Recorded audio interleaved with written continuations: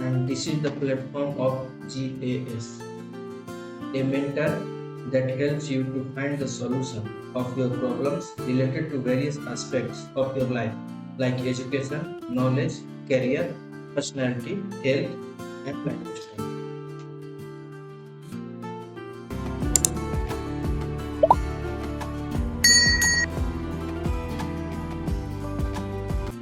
बातें हो रही थी भारत के भौगोलिक इतिहास की।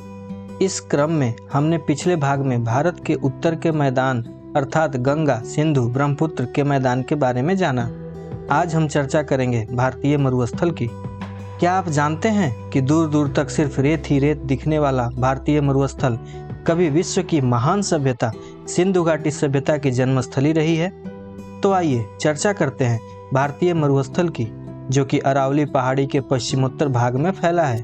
जिस क्षेत्र की हम बात कर रहे हैं वो क्षेत्र मध्यजीवी महाकल्प के दरमियान समुद्र के अंदर अवस्थित था, जिसका प्रमाण आकल के वुड जीवाश्म पार्क और ब्रह्मसर में मिले निक्षेपों से प्राप्त होता है, जो कि जैसलमेर के निकट स्थित है।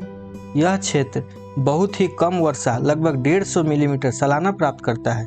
यहाँ की जलवायु अति शुष्क है, जिस कारण भौतिक अपक्षय और वायु अपर्दन की क्रिया अत्यधिक सक्रिय रहती है। ओरिएंटेशन के आधार पर इसे दो भागों में बांटा जा सकता है।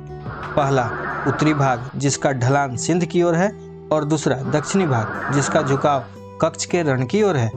यहाँ से एक नदी लूनी नदी भी प्रवाहित होती है, जिसका अपना एक अलग ही महत्व है, जिसकी कुछ शाखाएं कुछ दूर बहने के बाद लुप्त हो जाती हैं और पलाया या झील से जुड़कर अंतर्देशीय जल निकासी की स्थिति उत्पन्न करती है। और इस पलाया और झील में खारा पानी होता है, जो कि नमक प्राप्त करने का एक स्रोत है।